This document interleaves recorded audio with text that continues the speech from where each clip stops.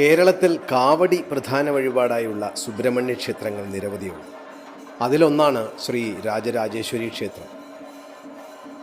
തിരുവനന്തപുരം ജില്ലയിൽ ചിറയൻകീഴ് താലൂക്കിൽ പെരുംകുഴിയിലാണ് ഈ ക്ഷേത്രം സ്ഥിതി ചെയ്യുന്നത്. രാജരാജേശ്വരി ക്ഷേത്രത്തിലെ പ്രസിദ്ധമായ വഴിപാടായ കാവടിയുടെ ദൃശ്യങ്ങളാണ് മന്ത്ര ഇന്ന് പങ്കുവയ്ക്കുന്നത്. ദൃശ്യങ്ങൾ അത്രയ്ക്ക് നയനസുന്ദരമല്ല. ഈ വഴിപാടിൻ്റെ രീതി അങ്ങനെയൊക്കെയാണ്. രാജരാജേശ്വരി ക്ഷേത്രത്തിലെ ഉത്സവ ദിനങ്ങളിലെ അവസാന നാളുകളിലാണ് പ്രസിദ്ധമായ കാവടി നടക്കുന്നത്. ഭക്തജന ബാഹുല്യം കൊണ്ട് ഏറെ ശ്രദ്ധിക്കപ്പെടുന്ന വഴിപാടാണ് ഈ ക്ഷേത്രത്തിലെ കാവടി. 41 ദിവസത്തെ വ്രതാനുഷ്ഠാനങ്ങളോടെ നൂറുകണക്കിന് മുരുക ഭക്തന്മാർ ഇക്കുറിയും കനലാട്ടത്തിൽ പങ്കെടുത്തു. ക്ഷേത്രത്തിലെ മുരുകനടയിലെ കാവടിത്തറയിൽ 30 അടിയോളം ചതുരശ്രമായി ടൺ കണക്കിന് വിറക് കൂട്ടിയാണ് അഗ്നി ജ്വലിപ്പിച്ചത്. പുലർച്ചെ 3:30 പൂജാരിമാരുടെ നേതൃത്വത്തിൽ ആഴിപൂജയ്ക്ക് വേണ്ടിയുള്ള ഒരുക്കങ്ങൾ ആരംഭിച്ചു. കളം വരച്ചുള്ള പൂജാവിധികൾക്ക് ശേഷം ആഴിപൂജയിലെ അഗ്നിയിൽ നിന്നും അഗ്നിക്കാവടിക്കുള്ള വിറകുകളിലേക്ക് അഗ്നി പകർന്നു. ക്ഷേത്രനടയിൽ നിന്നും മുരുകഭക്തർ പെരുങ്കുഴി മേടയിൽ മുത്തുമാരിയമ്മൻ ക്ഷേത്രത്തിലെത്തി അനുഗ്രഹം വാങ്ങി തുടർന്ന് അഗ്നിക്കാവടി ഘോഷയാത്രയായി പുറപ്പെട്ട് രാജരാജേശ്വരി ക്ഷേത്രത്തിലെത്തി പ്രദക്ഷിണം വച്ച ശേഷം മുരുകസന്നിധിയിലെ ആഴിയിൽ ചാടി കനലാട്ടം ആരംഭിച്ചു. ഈ വീഡിയോ കാണുന്നവരിൽ നിന്ന് മന്ത്രയ്ക്ക് നേരിടേണ്ടി വരുന്ന ചോദ്യം, ഇക്കാലഘട്ടത്തിലും ഇത്തരം ആചാരങ്ങൾ കൊണ്ടു നടക്കുന്നത് നല്ലതാണോ? കാലം മാറിയില്ലേ? ഇതൊക്കെ പഴഞ്ചൻ വിശ്വാസങ്ങളല്ലേ എന്നൊക്കെയാവും. കാരണം ആചാര പരിഷ്കരണത്തിനായി മുറവിളി കൂട്ടുന്ന ഒരു കൂട്ടം ഹിന്ദുക്കളെ നിങ്ങളെപ്പോലെ തന്നെ നമ്മുടെ ഇടയിൽ മന്ത്രയും കണ്ടു. ചില ക്ഷേത്രങ്ങളിൽ പുരുഷന്മാർ ഷർട്ട് ധരിക്കാൻ പാടില്ല എന്നത് കാലാകാലങ്ങളായി അനുവർത്തിച്ചു വരുന്ന രീതിയാണ്. അത് പരിഷ്കരിക്കാൻ മുറവിളി കൂട്ടുന്നവർ പക്ഷേ ഹൈന്ദവന്റെ വിശ്വാസങ്ങളെയും അനുഷ്ഠാനങ്ങളെയും അപകീർത്തിപ്പെടുത്തുന്നതും അവഹേളിക്കുന്നതും മനഃപൂർവ്വം കണ്ടില്ല എന്ന് നടിക്കുന്നു. ഷർട്ട് ഊരി ഭഗവത് ദർശനം നടത്തുന്നതിൽ സാധാരണക്കാരായ വിശ്വാസികൾക്ക് ഒരു ബുദ്ധിമുട്ടും കാണുന്നില്ല. അപ്പോൾ ഇവരുടെ യഥാർത്ഥ പ്രശ്നം പുരുഷൻ ധരിക്കുന്ന ഷർട്ടാണോ? അല്ലെന്നാണ് മന്ത്രയുടെ പക്ഷം.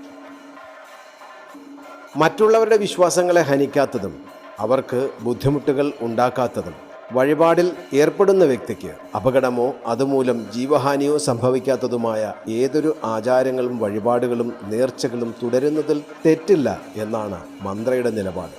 പറവക്കാവടി, അഗ്നിക്കാവടി എന്നിവ കുറച്ചുകൂടി ലളിതമാക്കുന്നത് ഇത്തരം അപകടങ്ങൾ ഉണ്ടാവാതിരിക്കുവാനുള്ള ഒരു കരുതലാവും. നമുക്ക് കാവടിയിലേക്ക് തിരികെ വരാം. ഹിന്ദുമത വിശ്വാസപ്രകാരം മുരുകന് ഏറ്റവും ഇഷ്ടപ്പെട്ട വഴിപാടാണ് കാവടി. കാവ് പോലെ, തുലാസ് പോലെ ഉള്ള വടി അഥവാ തണ്ട് എന്ന അർത്ഥത്തിലാവണം കാവടി എന്ന വാക്കുണ്ടായത്. കാവടിയിൽ കൊണ്ടുപോകുന്ന ദ്രവ്യത്തെ അടിസ്ഥാനമാക്കിയാണ് കാവടിയെ നാമകരണം ചെയ്യുന്നത്. പാൽക്കാവടി, ഭസ്മക്കാവടി, അന്നക്കാവടി, കളഭക്കാവടി, പീലിക്കാവടി, തൈലക്കാവടി, കർപ്പൂരക്കാവടി, അഗ്നിക്കാവടി, പറവക്കാവടി എന്നിവയൊക്കെയാണ് പരക്കെ കണ്ടുവരുന്ന കാവടികൾ. മുഖ്യമായും സുബ്രഹ്മണ്യനുള്ള വഴിപാടാണ് കാവടിയെങ്കിലും മറ്റു ക്ഷേത്രങ്ങളിലും ഇത് നടത്തി വരുന്നത് കാണും. ഉത്സവകാലത്തെ ഘോഷയാത്രകളിൽ അലങ്കാരമായും കാവടികൾ ഇപ്പോൾ പരക്കെ ഉപയോഗിക്കുന്നു. ക്ഷേത്രങ്ങളുമായി ബന്ധപ്പെട്ട ഒട്ടുമിക്ക ആചാരങ്ങൾക്കും വഴിപാടുകൾക്കും ഒരു ഐതിഹ്യമുണ്ടാകും. കാവടിക്കുമുണ്ട് അങ്ങനെ ഒരു ഐതിഹ്യം. ഒരിക്കൽ മഹാമുനിയായ അഗസ്ത്യമുനിക്ക് മഹാദേവനെ ദർശിക്കുവാൻ ആഗ്രഹം തോന്നി. അദ്ദേഹം കൈലാസത്തിലെത്തി ശ്രീ ഭഗവാനെ തൊഴുത് പൂജയും നടത്തി. തിരികെ പോകാൻ നേരം കൈലാസത്ത് നിന്നും 2 പർവ്വതങ്ങൾ കൂടെ കൊണ്ടുപോകണമെന്ന് ആഗ്രഹിച്ചു. വളരെ ചെറിയ ആഗ്രഹം അല്ലേ? ഇതൊക്കെ നടക്കുന്ന കാര്യമാണോ എന്ന് ചിന്തിക്കേണ്ട. ഓരോ ഐതിഹ്യങ്ങൾക്ക് പിന്നിലും മനുഷ്യനെ സന്മാർഗത്തിലേക്ക് നയിക്കാൻ ഉതകുന്ന ഒരാശയമുണ്ടാകും, സന്ദേശമുണ്ടാകും. അങ്ങനെ ശിവഭഗവാന്റെ അനുഗ്രഹത്തോടെ ഹിഡുംബൻ എന്ന രാക്ഷസന്റെ സഹായത്താൽ 2 പർവ്വതങ്ങളും തോളിലെടുത്ത് ഹിഡുംബനും മുനിയും യാത്രയായി. നടന്നു വരുമ്പോൾ പഴനിക്കടുത്ത് വെച്ച് ഹിഡുംബൻ ക്ഷീണിച്ചവശനായി. അദ്ദേഹം ആ മലകൾ താഴെ ഇറക്കി വെച്ച് ഒന്ന് വിശ്രമിച്ചു. ക്ഷീണം മാറ്റി വീണ്ടും മലകൾ എടുത്ത് വയ്ക്കുവാൻ ശ്രമിച്ചപ്പോൾ അവ അനങ്ങുന്നില്ല. എത്ര ശ്രമിച്ചിട്ടും ഹിഡുംബന് അത് ഉയർത്തുവാൻ കഴിഞ്ഞില്ല. അത്ഭുതപ്പെട്ട് ചുറ്റും നോക്കിയ ഹിഡുംബൻ കണ്ടത് ഒരു മലയിൽ വടിയും പിടിച്ചു നിൽക്കുന്ന ഒരു ബാലനെയാണ്. ആ മല ശിവഗിരിയാണെന്നും അത് തൻ്റേതാണെന്നും ഹിഡുംബനോട് ആ കുട്ടി വാദിച്ചു. എന്നാൽ ഹിഡുംബൻ സമ്മതിച്ചില്ല.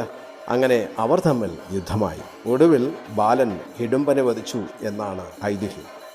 ഇതോടെ ബാലൻ മുരുകനാണെന്ന് മനസ്സിലാക്കിയ അഗസ്ത്യമുനി അദ്ദേഹത്തെ സ്തുതിച്ച് പ്രാർത്ഥിച്ചു. അഗസ്ത്യമുനിയുടെ അപേക്ഷ പ്രകാരം മുരുകൻ ഹിഡുംബനെ ജീവിപ്പിച്ചു. പുനർജീവിച്ച ഹിഡുംബൻ താൻ മലകൾ കൊണ്ടുവന്നതുപോലെ പൂജാദ്രവ്യങ്ങൾ കാവടിയിൽ കെട്ടിക്കൊണ്ടുവരുന്ന ഭക്തരെ അനുഗ്രഹിക്കണമെന്നും ഒപ്പം തന്നെ ദ്വാരപാലകനാക്കണമെന്നും ഹിഡുംബൻ മുരുകനോട് അപേക്ഷിച്ചു. അങ്ങനെയാണ് കാവടി എടുത്തു തുടങ്ങിയത് എന്നാണ് ഐതിഹ്യം. കാവടി മഹോത്സവത്തിൻ്റെ ഭാഗമായി ചില സുബ്രഹ്മണ്യ ക്ഷേത്രങ്ങളിൽ ഹിഡുംബൻ പൂജ എന്നൊരു പൂജയും നടക്കുന്നുണ്ട്. ക്ഷേത്ര വഴിപാടായി കാവടി എടുക്കുമ്പോൾ വ്രതമെടുക്കണമെന്ന് ഹൈന്ദവ വിശ്വാസങ്ങൾ പറയുന്നു. ചില സ്ഥലങ്ങളിലെ ക്ഷേത്രങ്ങളിൽ 41 ദിവസത്തെ കഠിന വ്രതത്തോടു കൂടിയാണ് കാവടി. ശ്രീ രാജരാജേശ്വരി ക്ഷേത്രത്തിലും 41 ദിവസമാണ് കാവടിക്കുള്ള വ്രതം. തൈപ്പൂയ ദിനത്തിൽ കാവടി കൊട്ടിയാടുന്നത് അതിവിശേഷമാണ്. തമിഴ് പഞ്ചാംഗത്തിൽ തൈമാസത്തിലെ, മലയാളം പഞ്ചാംഗത്തിൽ മകരമാസത്തിലെ പൂയം നാളാണ് തൈപ്പൂയമായി ആഘോഷിക്കുന്നത്. ഭക്തജനങ്ങൾ ബ്രഹ്മചര്യത്തോടെ മത്സ്യമാംസാദികൾ വെടിഞ്ഞ് 2 നേരവും പച്ചവെള്ളത്തിൽ കുളിച്ച് തറയിൽ ഉറങ്ങി ക്ഷൗരം ചെയ്യാതെ വേണം കാവടി വ്രതം നോക്കുവാൻ. കാവടി ആടുന്ന ഭക്തരെ പോലെ തന്നെ കാവടി നിർമ്മിക്കുന്നവരും ആചാര അനുഷ്ഠാന പ്രകാരമുള്ള ശുദ്ധിയും വൃദ്ധിയും സൂക്ഷിക്കണമെന്നതും നിർബന്ധമാണ്. എല്ലാ വിശ്വാസങ്ങളും ആചാരങ്ങളും അനുഷ്ഠാനങ്ങളും മനുഷ്യൻ്റെ നന്മയ്ക്കും പ്രകൃതിയുടെ നിലനിൽപ്പിനും ജീവൻ്റെ സ്വതന്ത്ര ആവാസത്തിനും സർവോപരി സകല ചരാചരങ്ങളുടെയും നിലനിൽപ്പിനും വേണ്ടിയാണ്. അതാണ് ഹൈന്ദവ ആരാധനാലയങ്ങളെയും ഹൈന്ദവ മതത്തെയും സനാതനമാക്കുന്നത്. ആഘോഷങ്ങളും ആചാരങ്ങളും തുടരട്ടെ. പരിഷ്കരണങ്ങൾക്കായി കരഞ്ഞുമൊഴുകുന്നവർ പലവിധ രാഷ്ട്രീയ നാടകക്കാരുടെ ഇരകളാണ്. ഹൈന്ദവൻ്റെ ആരാധനാലയങ്ങളുടെ നാശവും ഹൈന്ദവൻ്റെ ഉന്മൂലനവും ലക്ഷ്യം വച്ച് കളി തുടരുന്നവരുടെ കൂടെ ചേർന്ന് കഥയറിയാതെ ആട്ടം കാണുന്ന ഹിന്ദുക്കൾ തന്നെയാണ് ഹിന്ദുവിൻ്റെ ശാപവും. വഖഫ് ബില്ലിനെതിരെ ബംഗാളിൽ നടന്ന കലാപവും ഹിന്ദു ഹത്യയും ഹിന്ദുക്കളുടെ പലായനവും ഇന്നത്തെ ഉദാഹരണങ്ങളാണ്. ഇന്ന് കേരളത്തിൽ മുക്കിന് ഉച്ചഭാഷിണിയിലൂടെ കലാപ ആഹ്വാനങ്ങൾക്ക് തത്തുല്യമായ പ്രസംഗങ്ങൾ വഖഫ് ബില്ലിനെതിരെ നടക്കുന്നുണ്ട്. സംഘി എന്ന പേര് പറഞ്ഞുള്ള അധിക്ഷേപം ലക്ഷ്യം വയ്ക്കുന്നത് ഹൈന്ദവരുടെ മൊത്തത്തിലുള്ള ഉന്മൂലനം തന്നെയാണ്. തിരിച്ചറിവുകളുണ്ടാകുവാൻ മന്ത്രയും പ്രാർത്ഥിക്കാം. ഏവർക്കും നന്മകളുണ്ടാകും.